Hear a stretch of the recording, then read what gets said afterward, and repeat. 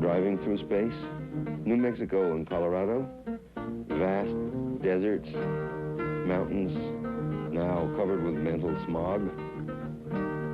Poets came through America, or were born in America, with their heads full of European poetry rhythms, 19th century Longfellow rhymes. Then, beginning with Whitman and up to the 20s and 30s, poets in America began to write in their own way. Some came out west.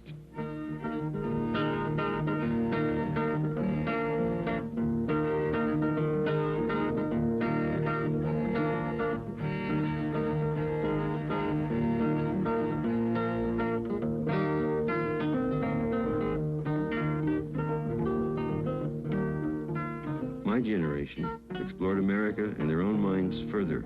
Sex liberation, drug experiment, Buddhist meditation, jazz practice, looking for some kind of opening of mind, moving around the world, hitching through America, discovering our own land, our own bodies.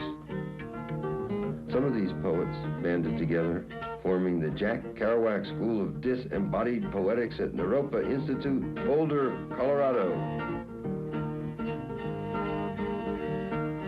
To take on another generation of younger students, transmit whatever history, information, shrewdness, emotions, rhythms, perceptions, new feelings, old ecstasies, old deaths, whatever discoveries we made, one generation to another. Gregory Corso kissing Costanzo Allione, come over from Italy to take his moving picture. Myself, Ginsberg, scratching his head and tickling his bardic beard. Timothy Leary, psychedelic space cadet. Peter Orlovsky, farmer, nurse, cold water banjo poet. William Burroughs, the invisible man. Diane de Prima, classicist, Mothers and Buddhist poet. Amiri Baraka, née Leroy Jones in Newark, New Jersey. Poets who've known each other a long time, wrote together, lived together, loved together from the 50s decade, the 60s decade. Some younger poets, too. Anne Waldman, premier queen, poetess of Naropa, co-director of the Kerouac School. Boulder is a real power place, and I think one is very lucky to be able to take the energy from New York and spread it out to Boulder. And in a way, I keep going back to New York because that's my home, that's where my roots are, so that I have both.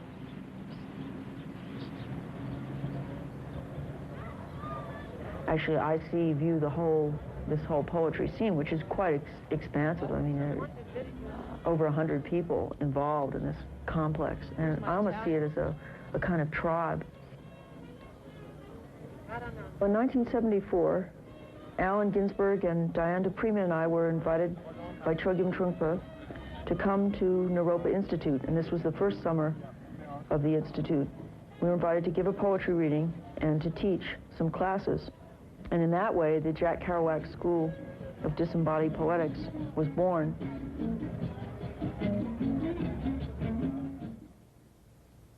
In a way, Allen is of course, the central figure for the whole poetic school, and almost like the mother hen.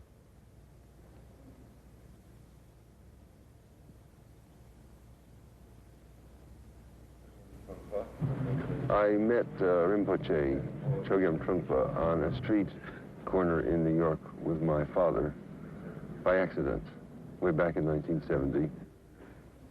And then I came here to Boulder, and he invited me to teach poetry and meditation. And he said that for his Buddhist meditators to be able to speak about liberation of mind to America, they would have to be poets. The poetry comes from an expression of one's phenomenal world in the written form. It could be either prose or poetry form. It's not so much from a Buddhist point of view, is that you write good poetry particularly, but how your thought patterns become elegant. That you see a phenomenal world has a process. stages as a review. In a Buddhist situation, that everything's a learning situation, so that the teacher can share their sense of a journey with the student, and the student can share their sense of a journey with the teacher, rather than the professors or teachers have stopped and they have received their PhD degree, and after that they don't have further learning to do.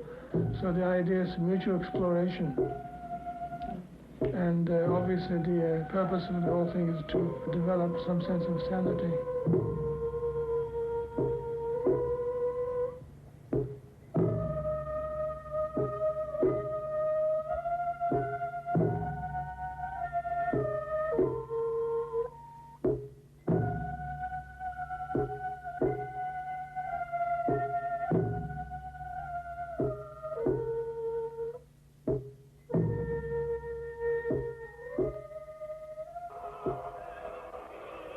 No, this gets me in the mood to teach.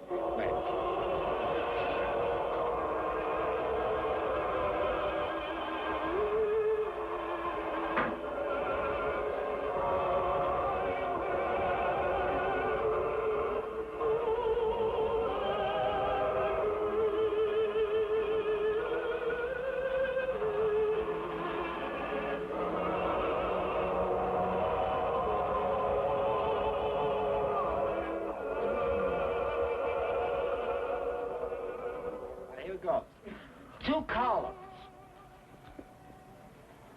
which it was not difficult, far less impossible, to take for baobabs or baobabs?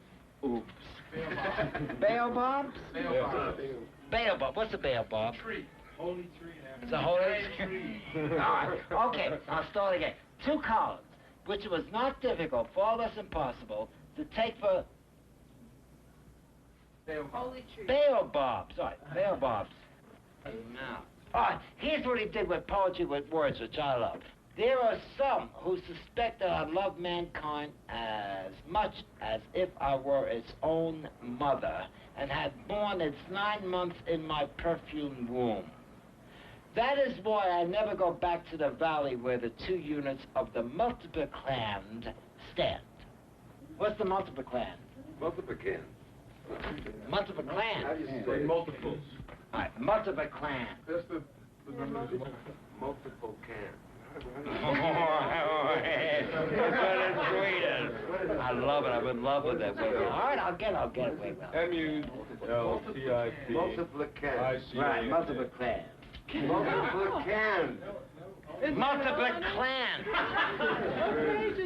I got a question. Multiplicand. Where's the page? Let's see. Yeah, multiplicand. Multiplicand. All right, what's the multiplicand? Multiplican. Yeah, what is it? What you multiply? Right. Many people. It's what's multiplied by. All right. 2 times 2 is 4. Isn't that nice? 2 is the multiplican. Yeah, and then 2 units of the multiplicand stand. Multiplican stand. Multiplican stand. Multiplicand stand.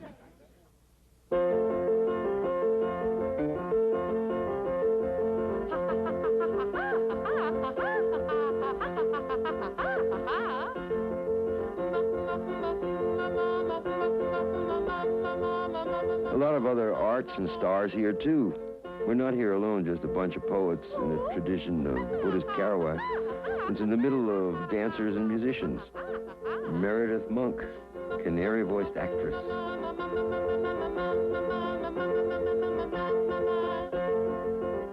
I still have my hands.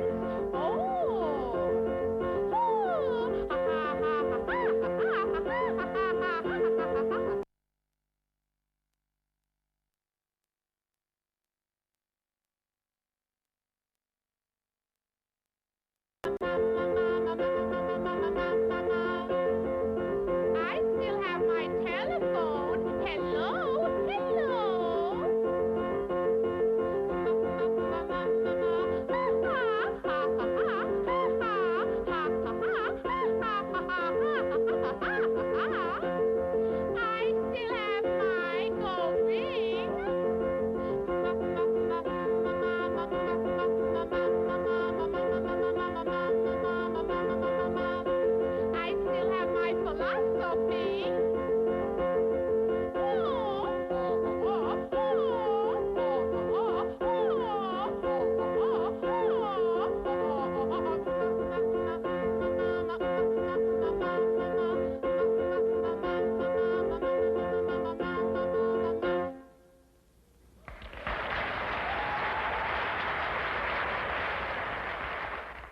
What do you think about Buddhism?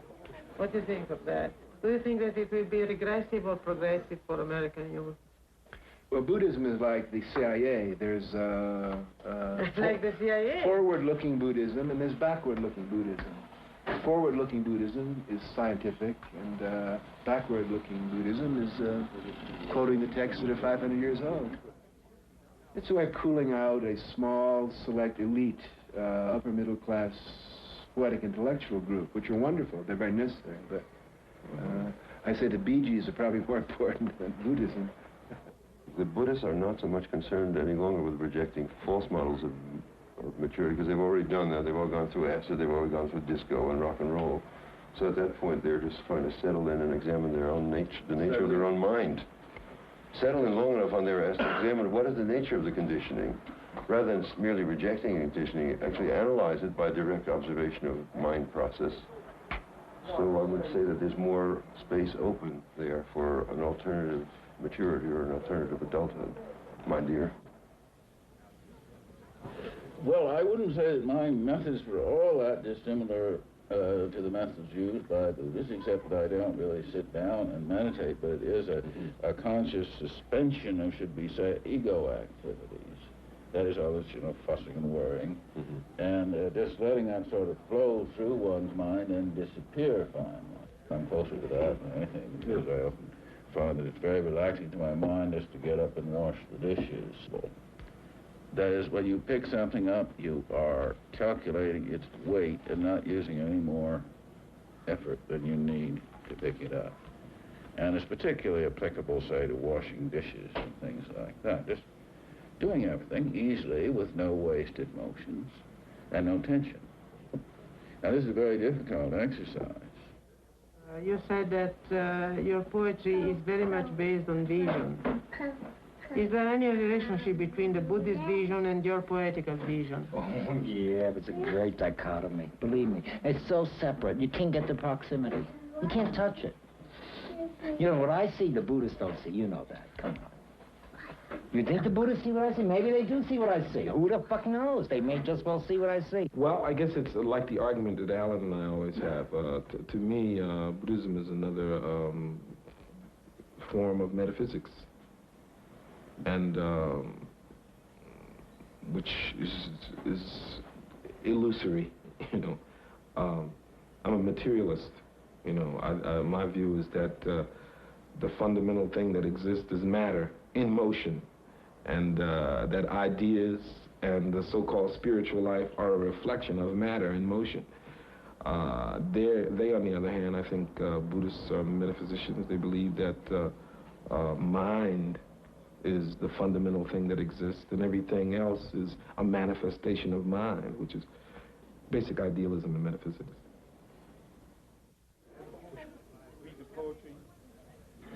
Roy Jones, Miri Baraka, wrote us on toilet paper in Paris in 1958 asking for poems for his magazine Eugene. Now with his family. Like everything his wife Amini, whose bright eyes open to his rhetoric.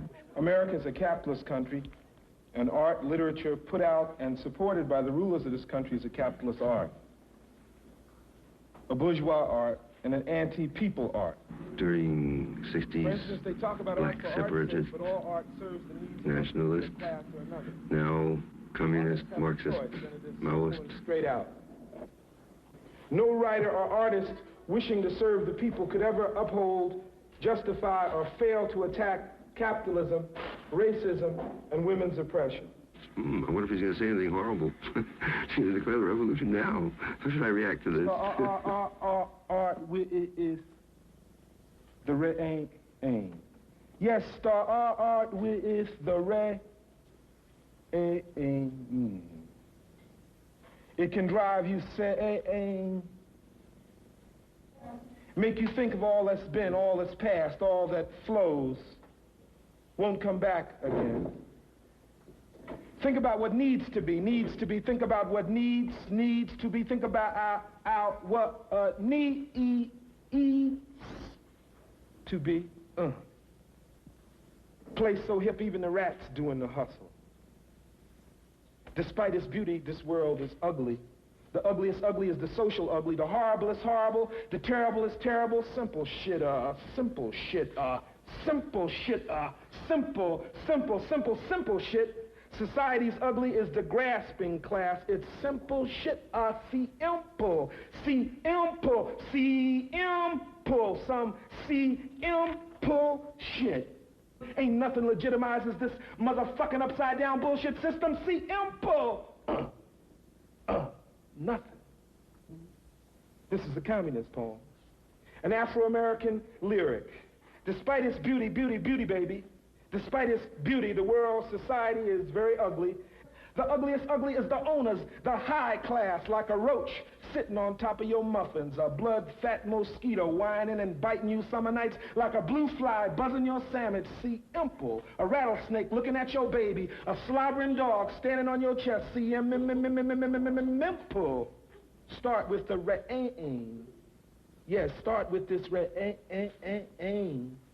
It can drive you sane, make you think of all this been, make you think of all this past, all that flows that won't come back again. Think about study, do it. Be about what needs to be about what needs. Yeah, please, right now, be about what needs to be. Only revolution will set us free.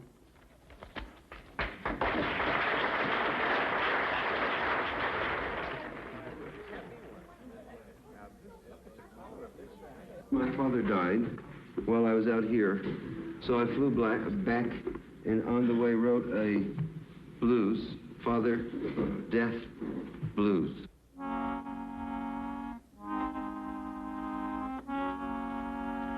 Hey, Father Death, I'm flying home. Hey, old man, you're all alone. Hey, old daddy, I know where I'm going. Father Death, don't cry anymore. Mama's there underneath the floor. Brother Death, please mind the store. Old Auntie Death, don't hide your bones. Old Uncle Death, I hear your groans. Oh, Sister Death, how sweet your moans. Oh, children Deaths, go breathe your breaths.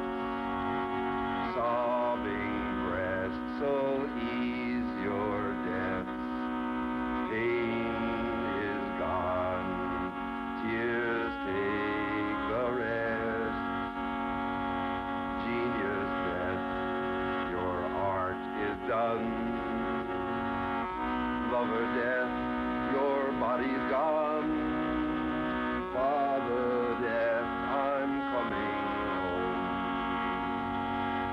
Guru Death, your words are true. Teacher Death, I do thank you for inspiring me to sing this blues. Buddha Death, I wake with you. Dharma Death, your mind is true. Sangha Death will work it through. Suffering is what was born. Ignorance made me forlorn. Tearful truths I cannot scorn. Father Breath, once more farewell. Birth you gave was no thing ill. My heart is still, as time will tell.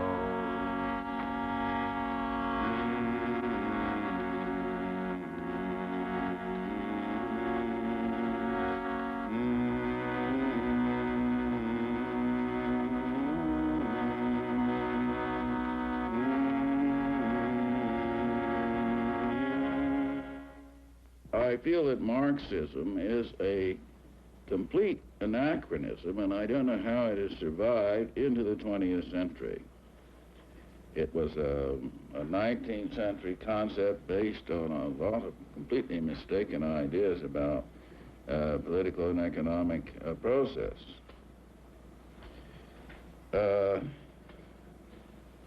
I'm only interested in politics from a more or less negative standpoint. And I think that the whole concept of political power is an anachronism. This is the space age. We are here to go. Leary's idea is that overpopulation, pollution, insanity on the Earth all signify that we should leave the planet. That's the natural biological evolution. Go off into space and live there in idyllic space colonies. Leave this mess behind like an innocent broken eggshell. Allow me to introduce myself. My profession in the past would be known as Sanachi, or a outcast storyteller. You know, you can never find out what's happening from the company newspaper or from the adult press. You know that. The Pope's bulletins or the King's messengers, they're always telling you what they want you to know for their own benefit. So throughout human history, the evolutionary message of what's really happening, the predictions as to what's going to happen, so that you can move with the evolutionary tides, have always come from outcast people who move from village to village, particularly in the places where it's really going to happen, and look you in the eye and do that rare radical thing, talk to you as one intelligent person talking to another.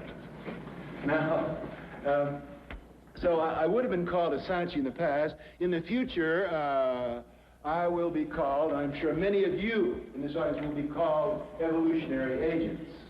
At the moment, though, I think it's most accurate to define my profession as that of intelligence agent. The American people today are simply more sophisticated by a factor of perhaps 10 than they were 10 years ago or 20 years ago. The American population is simply more sophisticated and smart. Let me demonstrate this to you. See, what they realized is that there's nobody up there or out there that's going to solve your problems and my problems. Item number one, in 1976 during the presidential election, more people did not vote than voted for Jimmy, who was it, and Jerry, what's his name? What that means is that more people had more important things to do in their own personal private life for themselves and their families that Tuesday morning than to troop down to the polls on the assumption that either one of those guys could help them out.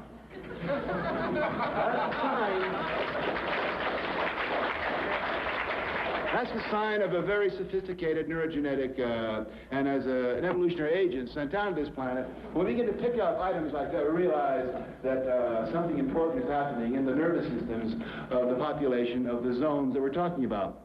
The real news from Washington is this, that nothing is happening in Washington, D.C. Every headline, every day should have a headline. Oh, ho, hum, nothing once again. Oh, say, yeah. Oh, say, yeah. Oh, say,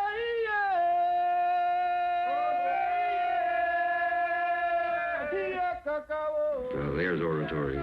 Miguel Pinero, New Yorican poet from the Lower East Side.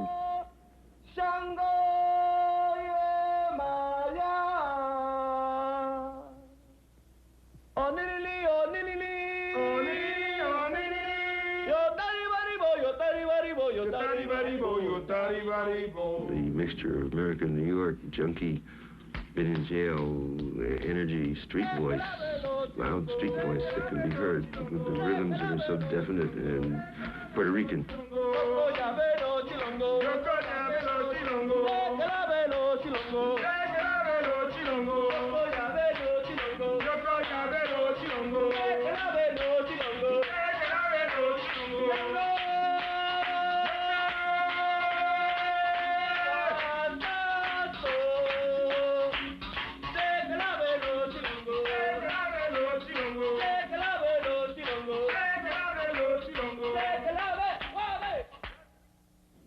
3-pound... Miguel Algarin, professor of Shakespeare at Rutgers in New Jersey, proprietor of the Nuyorican Poets Cafe on East 6th Street in the Lower East Side, New York. The sky gray. Let it pour and pour and pour, said the woman to my rear.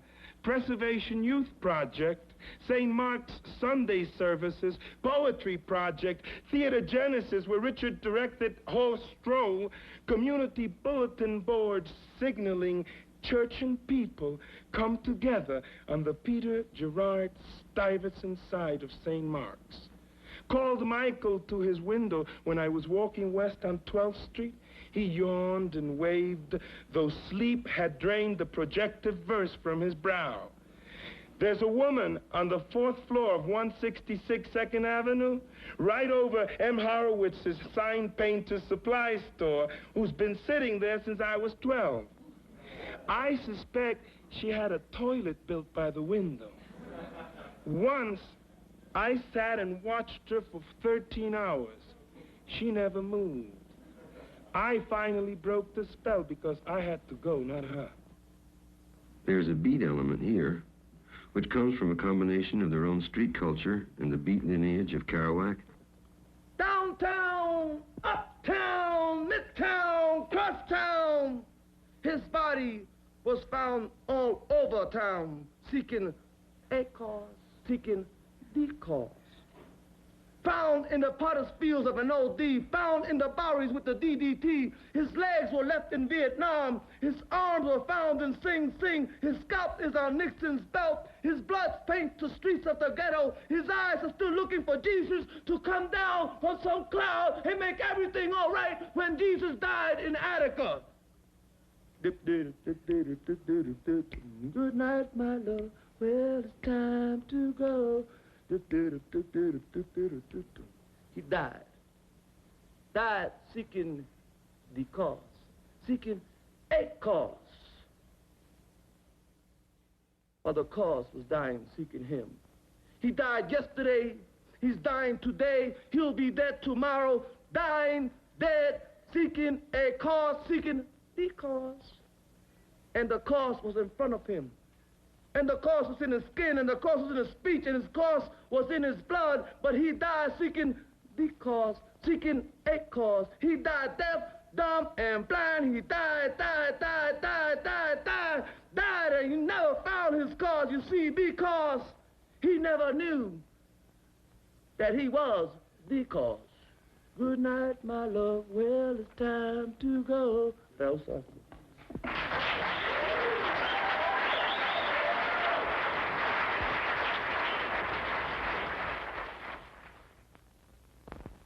Do you think that poets can be effective politically? Are they a real word power? You can take a good look at Ginsberg here. I mean, things that he says, he gets the newspapers by it and all that. You could check him out as being a power. Right? If the poet plays the beat of power, I guess so. You gotta have the poetry to fall back on. But if you got it to fall back on, you can play the power. Sure. So when are we going to get controversial again, Alan? That's all getting too sedate, don't you think so? How many years have you been busted? I mean, we're in trouble here. I was busted just 3 weeks ago. Of course. There you go.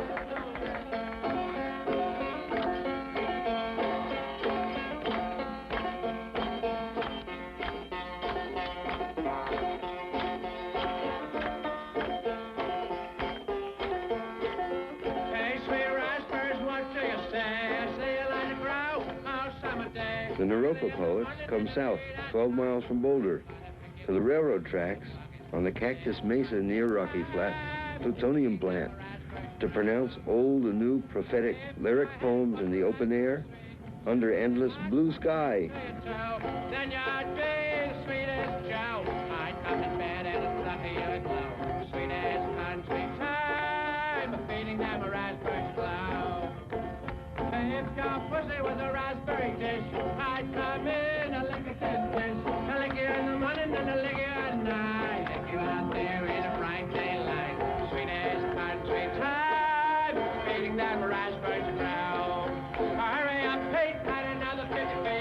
Then another 50 for the raspberry feet. Then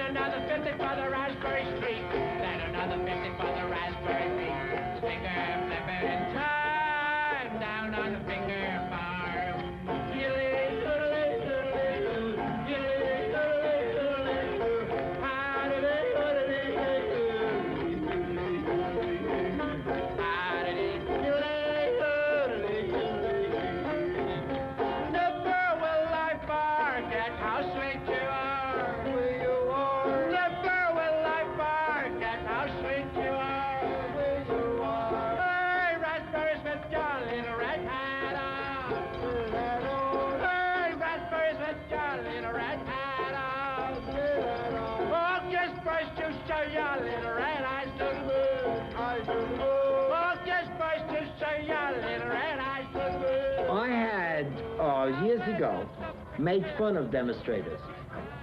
People who want to stop radioactivity or bombs. I figured then they got to stop falling off the roof, hit by a car, bad talk, all that kind of thing, so that they couldn't stop the whole death game, right? But it's 20 years since I wrote that. I said, let me see it now, again. And I could be very sarcastic at it. I wanted to see the Salzburg do it, my friend Ginsberg do it, and all that. I wanted to just not be too sarcastic at it, because what they're at is a very good thing. So I went as an elder to check it out. I'm not a young kid going there to defend Rocky Flats or the stuff. It's all over, right? It's all over the fucking planet.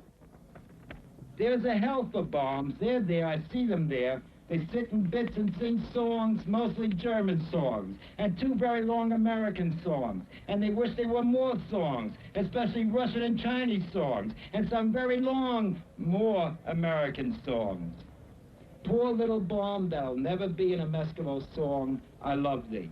I want to put a lollipop in thy freckled mouth, a wig of Goldilocks on thy baldy bean, and have you skip with me Hansel and Gretel across the Hollywoodian screen. Oh, bomb in which all lovely things moral and physical actually participate. Oh, fairy flake, shut up. You, Glenn. All right. Oh, fairy, oh wait, I'll say flairy for fairy, man, you're fucking me up. All right. Oh, fairy flake plucked from the grandest universal tree. Oh, piece of heaven which gives both a mountain and an anthill a sun. I am standing before your fantastic lily door. I bring you Midgardian roses, Arcadian musk, reputed cosmetics from the girls of heaven. Welcome me. Fear not thy open door, nor thy cold, ghost-gray memory, nor the pimps of indefinite weather, their cruel terrestrial Thor.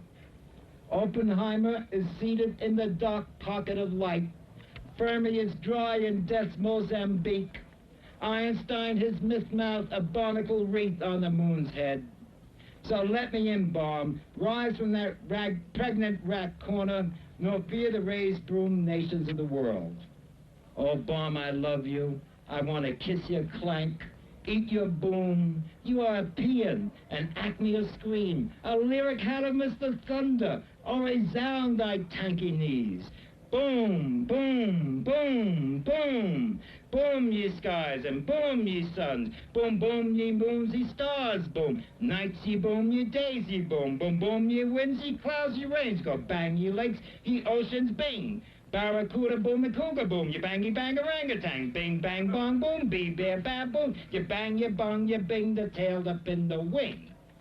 Yes, yes, into our midst a bomb will fall. Flowers will leap in joy, their roots aching. Fields will kneel proud beneath the hallelujahs of the wind. Pink bombs will blossom, elk bombs will perk their ears, and many a bomb that day will awe the bird of gentle look.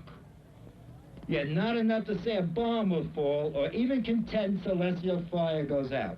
Know that the earth will Madonna the bomb, that in the hearts of men to come, more bombs will be born. Magisterial bombs, wrapped in ermine, all beautiful, and they'll sit plunk on earth's grumpy empires, fierce with mustaches of gold. His poem Bomb turned me on to the open mind of seeing above the bomb rather than getting mad at it, rather than being afraid of it, just leaping beyond it in the imagination to encompass it and to turn it around and make it into something of beauty. That's the first time he brought that poem to the site of history and read it publicly.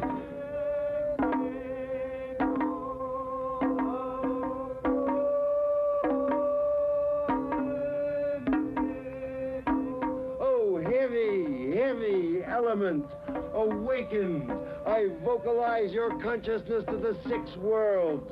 I chant your absolute vanity. Yea, monster of anger, burst in fear. I wrote Plutonium Ode the day, I stayed up all night and wrote it the day before I was arrested, first time, imagining it.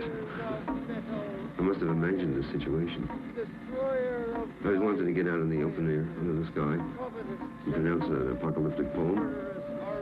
Let loose. Wars, judgment of judgments and presidents, vengeful nations and capital politics, civilization stupidly industrious, multitudes learned or illiterate, manufactured specter of human reason, oh, solidified imago of practitioners in the black arts, I dare your reality.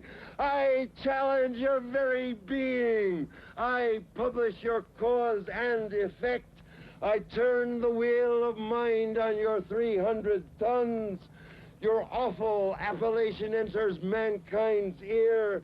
I embody your ultimate powers. My oratory advances on your vaunted mystery.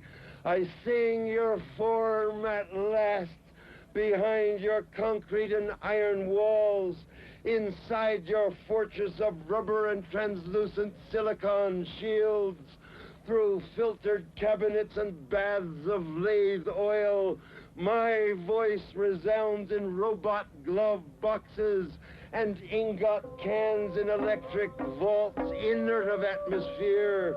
I enter with spirit out loud into your fuel rod drums, underground on soundless thrones and beds of lead.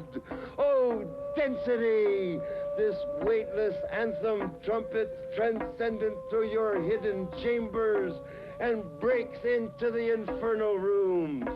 Over your rude vibration, this measured harmony floats audible. These tones are honey and water poured on your floor. I call your name with hollow vowels. I psalm your fate close by, near, deathless at your side, and cast the spell of destiny that covers your dread tomb, prophetic with emptiness. Oh, doomed plutonium. Ellsberg and Ginsberg taken in the gray-haired sheriff's van. But what about Einstein? What about Einstein? I said, what about Einstein? Hey, Einstein, come back here. Sometimes I say there's been no mistake in evolution on this planet. Then you say, well, one mistake was Hiroshima and Nagasaki. Then you say, but Hiroshima and Nagasaki may have been the signal that prevented a Holocaust. Yeah. You know, so you never know. Yeah, so they hadn't tried it out. They might have tried it out on Berlin. 80,000 people were killed in Hiroshima, but how many would have been killed if what they really wanted to do was to really wipe out Japan? So that, again, it sounds cold-blooded to be standing here saying that maybe Hiroshima was the lesson we needed. But well, there's a man who created much scandal. Now, Leary, he was in jail, actually.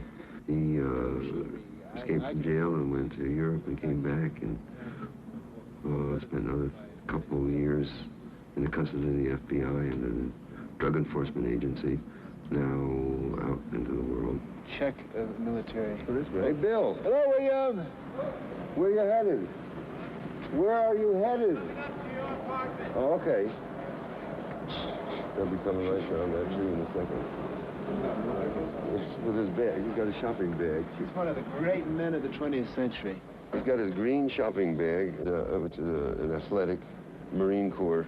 Yeah, actually, he's pretty charming. Broad, another Harvard man, right on. There's Bill. Join us. Hello, William. Good morning. Did you look at that sentence? I read it, yes. Yeah, what'd you think of it? Interesting. Yeah. Very interesting. Amusing, huh? Well, I don't think it was supposed to be funny, was it? Oh, I think so. Why? Well, it's a send-up, isn't it? I don't know. God, I hope it's funny. Well, I think truth has to be funny. It doesn't make you laugh, it's not true. No, I wouldn't say it made me laugh, but... you know, I'm one of what it was all about.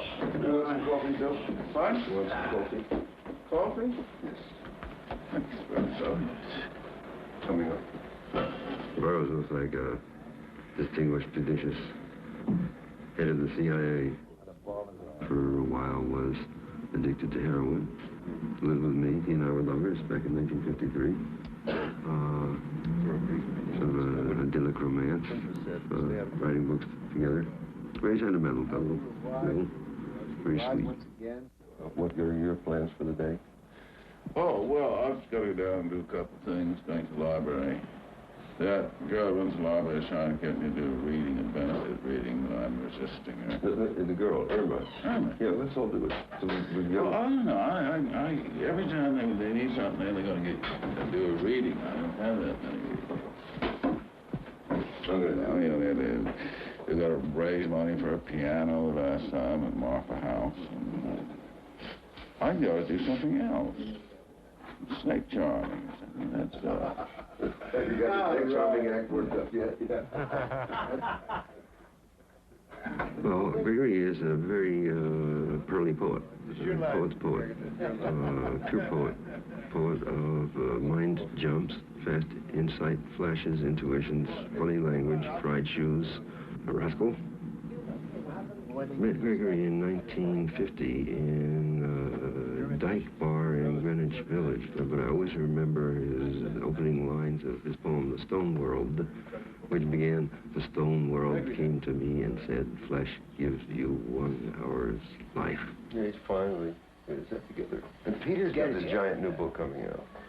He finally, all his collected works are out. I'll send you a copy. Yeah, is it out yet, really? For yeah, before. Good. Poems 1957, 1976. I want to do that. So that's Max Orfeo Corso now. Max Orfeo Corso. What a wonderful name, isn't it? Well, we're all confronted and trying to get it together. Well, everybody's growing old and having children. There is a family of poets, and then the families of families. It's like a gang of angels at the out gates of heaven, clamoring for admission but refusing to go in. The function of all government is to keep people stupid, isn't it? Yes.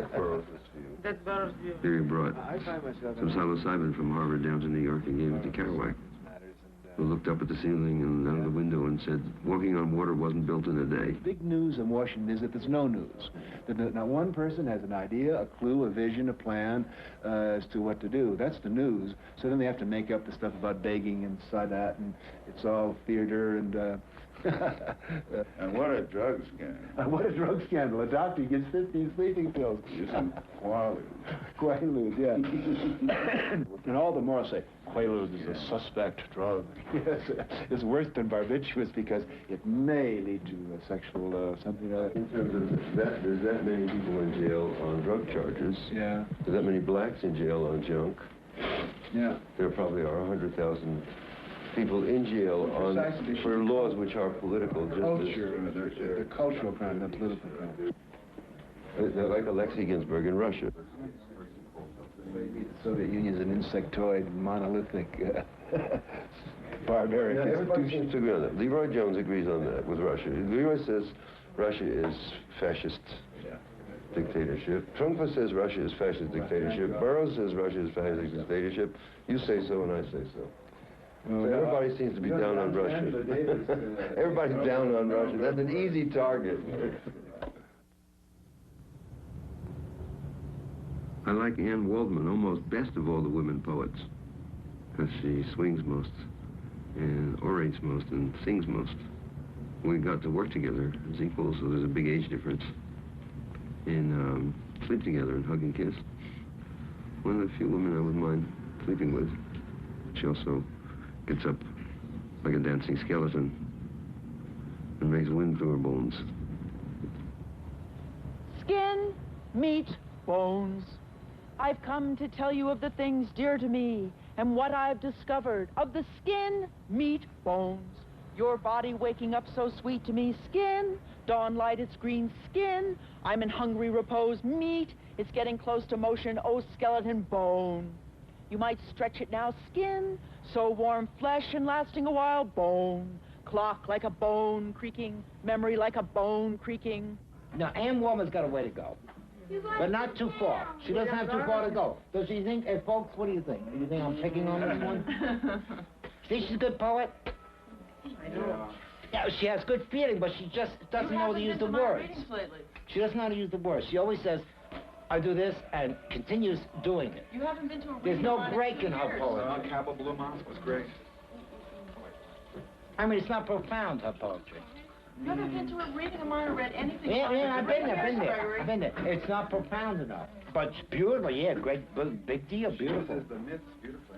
Small town, Boulder, downtown, spring. Time to show off your meat, go home when it's dark, and sit down with the bones. I live in a bare bones room. He's working my fingers to the bone. My friend Stephen is living close to the bone. I'm boning up on my Dante, William Carlos Williams, Campion, and Gertrude Stein. And why is he such a bonehead? Won't listen to a thing I say. And why are they so bone idle? Won't do a thing I say. I'm gonna point my Aborigine bone at you and get you wiser. I've got a bone to pick with a senator. I've got a bone to pick with a Pentagon. The bone of contention has to do with whether or not we get a lease. Our old 68 Ford's an old bone shaker. Ivory, dentine, whalebone, dominoes, dice, castanets, corset are some of the things made of bone.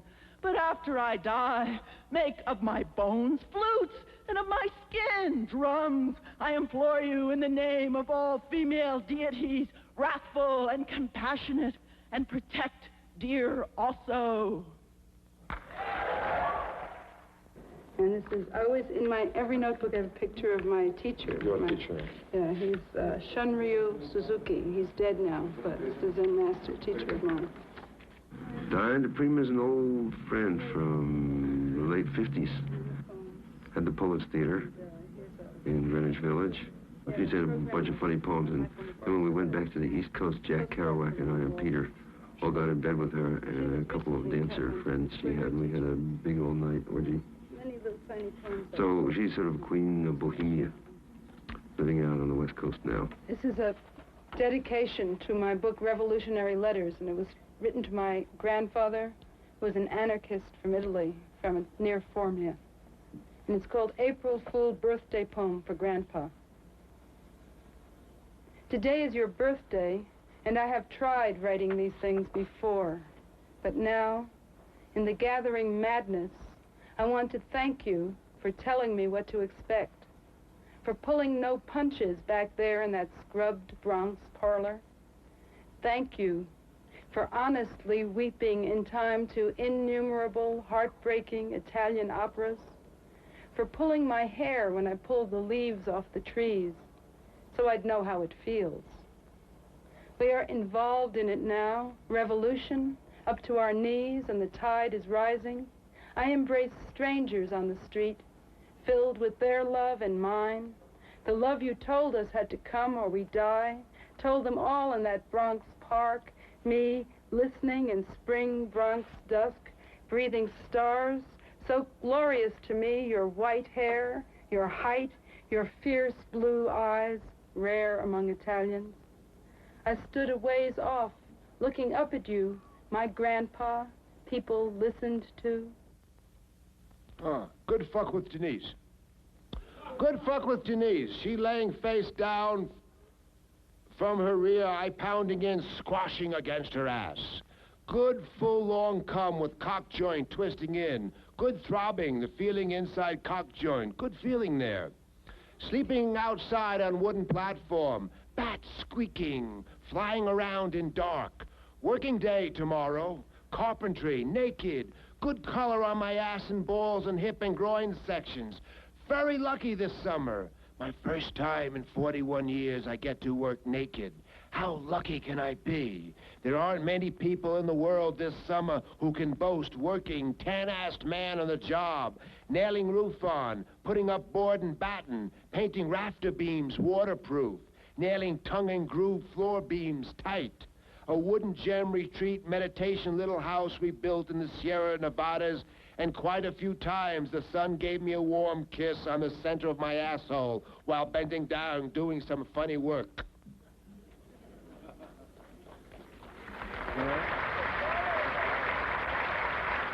Allen Ginsberg will read next. Member of the National Institute of Arts and Letters. He is the author of Howl and Kaddish, Fall of America, First Blues, among others. In recent years, he has been exploring poetics of meditation and also pop music. A teacher of poetry during summer... Peter and I met in San Francisco in 1954, around Christmas time. He was a young soldier just out of the army, come from being in the mental hospital, because he told his sergeant, an army is an army against love. And so after meeting each other, we settled down in 1955 and have been together ever since. Companions going around the world together and writing poetry. He's stronger physically than I, so he sort of takes care of the physical world. And I have all the hypnotic experience as a poet, so I take care of taking the money in and paying for the finances. So, relation is reliable. He worships me. I worship him. Flower was offered to me, such a flower as May never bore. But I said, I've a pretty rose tree, and I passed the sweet flower o'er. Then I went to my pretty rose tree to tend her by day and by night. But my rose turned away with jealousy, and her thorns were my only delight. A flower was offered to me, such a flower as May never bore. But I said, I've a pretty rose tree, and I passed the sweet flower o'er. Then I went to my pretty rose tree to tend her by day and by night. But my rose turned away with jealousy, and her thorns were my only delight.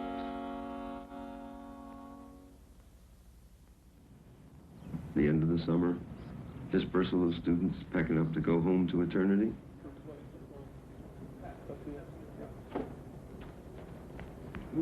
Kissed once again, jumped into each other's skin, banged skulls together.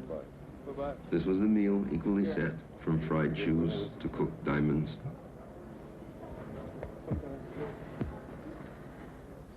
You get the blues.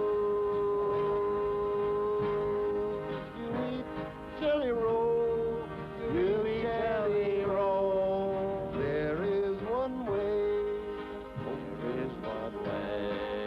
You take the high road in your big wheel. 8 steps you fly, 8 steps you fly. Look at the view, look at the view. Right to horizon, bright ambition. Talk to the sky, write speech, act like you talk. Frank activity, work like the sun. Bright labor there, shine in your heaven. See what you've done. Come down and walk, come down and walk. Sit, you sit down, sit, you sit down. Breathe when you breathe. Lie down, you lie down, you lie down. Walk where you walk, walk where you walk. Talk when you talk. Cry when you cry. Lie down, you lie down. Lie down, you lie down. Die when you die. Die when you die. Look when you look. Look when you look. Hear what you hear. Hear what you hear. Taste what you taste. Hear. Smell what you smell. Smell what you smell. Touch when you touch. Touch when you touch. what you think.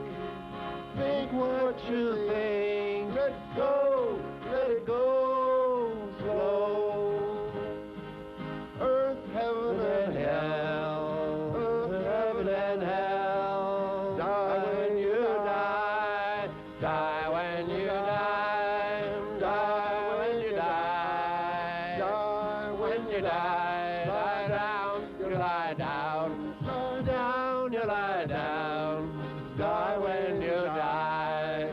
Die when you die.